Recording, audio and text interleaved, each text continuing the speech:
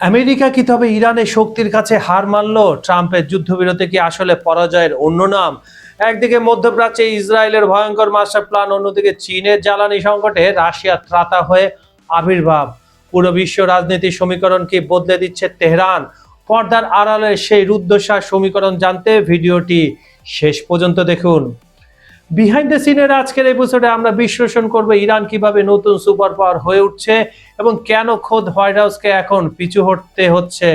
মূল অনুষ্ঠানে যাওয়ার আগে আপনাদের জন্য একটি মেসেজ। আমাদের ভিডিওগুলো আপনারা পৃথিবীর কোন প্রান্ত থেকে দেখছেন, নাম ও জায়গার নামটা কমেন্টে জানিয়ে ফেলুন।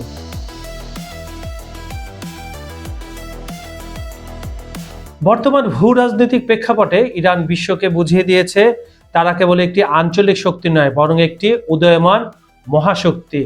নিজের দমে দুনিয়ার শক্তিশালী দেশগুলোর সাথে পাল্লা দিয়ে ইরান আজ যেভাবে নিজের দাবি মানতে বাধ্য করছে, তাকে মহাশক্তি ছাড়া অন্য কিছু কি বলা কঠিন।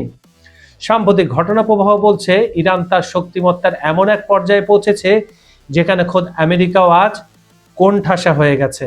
সবচেয়ে চমকপ্রদ বিষয় হলো এই সিজফায়ার বা যুদ্ধবিরতি ইরান করেনি, বরং করতে বাধ্য হয়েছে আমেরিকা। ট্রাম্প খুব ভালো করেই জানতো ইরানের ওপর হামলা চালানোর 12.5 ঘন্টার মধ্যে যে পাল্টা আঘাত আসতে চলেছে তা সামলানোর ক্ষমতা তাদের নেই। ইরানের সম্ভাব্য সেই ভয়াবহ প্রতিশোধের ভয়ে আমেরিকা তড়িঘড়ি করে যুদ্ধবিরতির পথ বেছে নেয় পাকিস্তানকে সামনে রেখে। অর্থাৎ এটা কোনো আপোষ নয়, বরং আমেরিকার নিজের প্রয়োজনে করা একটি কৌশলগত পিছু হটা। তবে এই খেলায় সবচেয়ে রহস্যময় মূর্তি হলো পাকিস্তানকে মোড়া বা মাধ্যম হিসাবে ব্যবহার করা। প্রশ্ন উঠতেই পারে, এশিয়ায় চীন বা ভারতের মতো প্রবল শক্তিশালী দেশ থাকতে কেন পাকিস্তানকে বেছে নেওয়া হলো? এশিয়ায় চীনের মতো অর্থনৈতিক ও সামরিক দানব আছে। ভারত আজ বিশ্বমঞ্চে এক মহাশক্তি হিসাবে নিজেকে প্রতিষ্ঠিত করছে, কিন্তু আমেরিকা এই জটিল পরিস্থিতিতে পাকিস্তানকে দাবার গুটি হিসাবে ব্যবহার করে যুদ্ধের মোড় ঘোরানোর চেষ্টা করেছে। পুরো বিষয়টি বিশ্লেষণ করে দেখা যায় ইরান আজ নিজের জেদ এবং সক্ষমতায় দুনিয়ার সমীকরণ একেবারে বদলে দিচ্ছে। আমেরিকার মতো শক্তিকেও আজ ভাবতে হচ্ছে ইরানের পরবর্তী পদক্ষেপ কি হবে। তাহলে একবার ভেবে দেখেন, আপনি একে পরাশক্তি বলবেন উদীয়মান, না কাকে বলবেন? ভারতকে বলবেন? এটি কি কেবল একটি যুদ্ধবিরতি, নাকি মধ্যপ্রাচ্যে নতুন কোনো মহাশক্তির উত্থানের আনুষ্ঠানিক ঘোষণা? সময় এবং ইরানের রণকৌশলী এখন বিশ্ব রাজনীতির ভাগ্য নির্ধারণ করবে।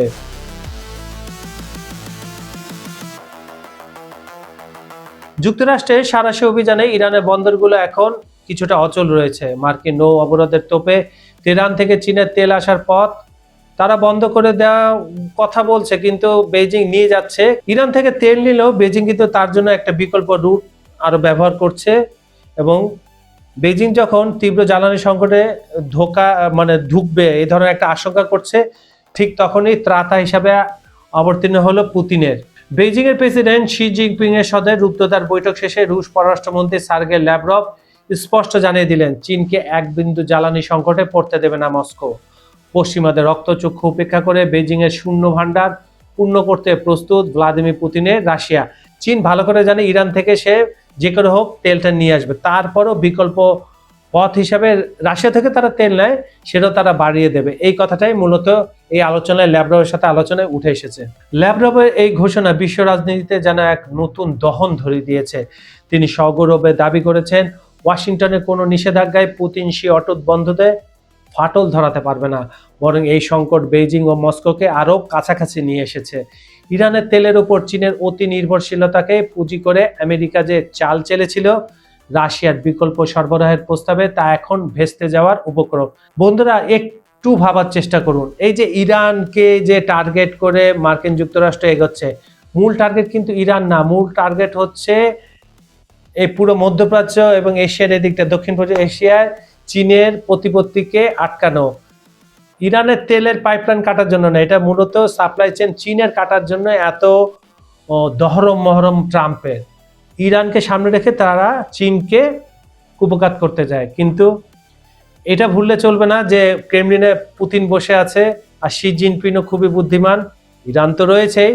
এই জন্য রাশিয়া সঙ্গে সঙ্গে বলে দিল ওখানে কোনো সমস্যা হলে তেলে তুমি আমার কাছ থেকে তেল নিবা, ব্যাস ট্রাম্পের মাথায় বাড়ি। আমি যতই আপনার সাপ্লাই চেন কাটতে থাকি না কেন চীনের, নতুন একটা জুড়ে যায়। বিশ্লেষকদের মতে রাশিয়া যদি সফলভাবে চীনের এই বিপুল চাহিদা মেটাতে পারে, তবে বিশ্ববাজারে মার্কিন নিষেধাজ্ঞার ধার যেমন কমবে, তেমনি এশিয়ায় একচ্ছত্র আধিপত্য তৈরি করবে মস্কো। একদিকে মধ্যপ্রাচ্যের যুদ্ধ, অন্যদিকে প্রশান্ত মহাসাগরে মার্কিন রণতরীর হুঙ্কার। ইরানের সাথে ইসলামাবাদের প্রথম দফার পরমাণু আলোচনা থেকে ট্রাম্প প্রশাসনের আকস্মিক প্রস্থান মধ্যপ্রাচ্যের সমীকরণ বদলে দিয়েছিল। মার্কিন ভাইস প্রেসিডেন্ট জেডি ভান্স সে সময় জানিয়ে দিয়েছিলেন, মৌলিক দাবিতে আপোষ না করায় আমেরিকান প্রতিনিধি দল আলোচনার টেবিল ছেড়ে চলে এসেছিল। এই সিদ্ধান্তে বিন্দুমাত্র গোপন রাখেনি ইসরায়েল, তারা উল্লাসে মেতেছে। ইসরায়েলের চ্যানেল 14-এর খবর অনুযায়ী ট্রাম্পের এই পদক্ষেপের অর্থ হলো যে কোনো মূল্যে ইরান থেকে সমৃদ্ধ ইউরেনিয়াম সরিয়ে ফেলা হবে। ইসরায়েলি রাজনৈতিক মহলের মতে ট্রাম্প এবার সরাসরি তেহরানের বিরুদ্ধে শক্ত অবস্থানে পৌঁছেছে। পরিস্থিতি এতটাই উত্তপ্ত যে ইসরায়েলের চিফ অফ স্টাফ ইয়াল জামির আইডিএফকে অবিলম্বে যুদ্ধের জন্য প্রস্তুত থাকার নির্দেশ দিয়েছেন। ওদিকে মোসাদ প্রধান ডেভিড বার্নিয়া প্রকাশ্যে অঙ্গীকার করেছেন, ইরানের চরমপন্থী শাসক উপরে না ফেলা পর্যন্ত তাদের অভিযান চলবে, কোনোভাবেই থামবে না। এবং বৃহস্পতিবার বা শুক্রবার আরেকটা আলোচনা হতে যাচ্ছে, সে কার মধ্যে, মার্কিন যুক্তরাষ্ট্র এবং ইরানের মধ্যে আলোচনা হতে যাচ্ছে, সেটাও যেন না হয় সব ধরনের পায়তারা করছে ইসরায়েল। লেবাননে পোড়ামাটি নীতি ও নতুন দখলদারিত্ব। এদিকে ফিলিস্তিনের পর এবার লেবাননের ধ্বংসযজ্ঞের নেশায় মেতেছে ইসরায়েল। দক্ষিণ লেবাননের নাকোরা অঞ্চলে ইসরায়েলি বুলডোজারগুলো সাধারণ মানুষের ঘরবাড়ি, বিলাসবহুল পর্যটন কেন্দ্র এবং হোটেল মাটির সাথে মিশিয়ে দিচ্ছে। কোনো বাদ বিচার তারা করছে না, যেভাবে তারা ফিলিস্তিনের দখলকৃত অংশটা করেছিল।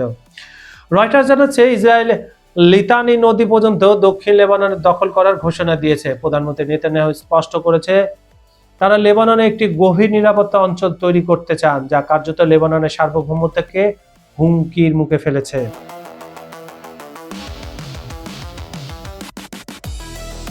নেতানিয়াহুর সবচেয়ে চাঞ্চল্যকর প্রস্তাবটি এসেছে জ্বালানি রাজনীতি নিয়ে। তিনি সৌদি আরব থেকে ভূমধ্যসাগর পর্যন্ত একটি বিশাল পাইপলাইন স্থাপনের পরিকল্পনা পেশ করেছেন। এই প্রকল্পের উদ্দেশ্য হলো হরমুজ প্রণালী এবং বাবা আল মান্দাব প্রণালীকে পুরোপুরি অ্যাভয়েড করা। নেতানিয়াহু বলেন, ইরান যুদ্ধের পর সৌদি আরব থেকে ভূমধ্যসাগর পর্যন্ত পাইপলাইন ব্যবহার করতে হবে। এই আমূল ধারণা বাস্তবায়িত হলে ইসরায়েল জিসিসি দেশগুলোর তেলের উপর পূর্ণ নিয়ন্ত্রণ পাবে। বিশ্লেষকরা মনে করছেন, এই পাইপলাইনের মাধ্যমে পুরো আরব উপসাগরকে কার্যত জিম্মি করার ক্ষমতা চলে যাবে তেল আবিবের হাতে। এই তাদের মাস্টারমাইন্ড বা নীল নকশা। ট্রাম্প কি নেতানিয়াহুর হাতের পুতুল? নেতানিয়াহু দাবি করেছেন, ট্রাম্প প্রশাসনের সাথে তার সম্পর্ক এতটাই নিবিড় যে তারা প্রতিদিন তাকে সব খুঁটিনাটি রিপোর্ট করে। জেডি ভান্স ইরানের সাথে আলোচনা প্রতিটি গোপন তথ্য নেতানিয়াহুকে জানিয়েছেন বলে তিনি দাবি করেন। এখানে নেতানিয়াহু মিথ্যা কথা বলেছেন, এগুলো জানিয়েছে ডেভিড কুশনার, কারণ তিনি ইসরায়েলের একজন গোয়েন্দা, কাজ করে ট্রাম্পের জামাতা সে, কিন্তু ইসরায়েলি লবিস্ট সে। নেতানিয়াহুর ভাষায়, তিনি আমাকে বিস্তারিত রিপোর্ট করতেন, যেমনটা এই প্রশাসনের সদস্যরা প্রতিদিন করে থাকেন। আমি তার মুখের ভাষায় বললাম যাতে আপনারা সহজে কানেক্ট করতে পারেন। শুধু মধ্যপ্রাচ্য নয়, ইউরোপকেও একহাত নিয়েছেন নেতানিয়াহু। ইউরোপীয় দেশগুলোর সমালোচনা করে তিনি বলেন, ইউরোপ এখন গভীর নৈতিক দুর্বলতায় আক্রান্ত। তার মতে মহাদেশটি তার নিজস্ব পরিচয়ের উপর নিয়ন্ত্রণ হারিয়ে ফেলেছে, যা তাদের আন্তর্জাতিক রাজনীতিতে প্রাসঙ্গিকতা কমিয়ে দিচ্ছে। মধ্যপ্রাচ্য এখন এক বিশাল পরিবর্তনের সন্ধিক্ষণে। একদিকে ইরানের সাথে আবার সরাসরি যুদ্ধের প্রস্তুতি, অন্যদিকে আরব বিশ্বের তেল সম্পদকে ইসরায়েলি পাইপলাইনের আওতায় এনে একচ্ছত্র আধিপত্য বিস্তারের নীল নকশা। সব মিলিয়ে এক অস্থির সময়ের দিকে এগোচ্ছে বিশ্ব রাজনীতি।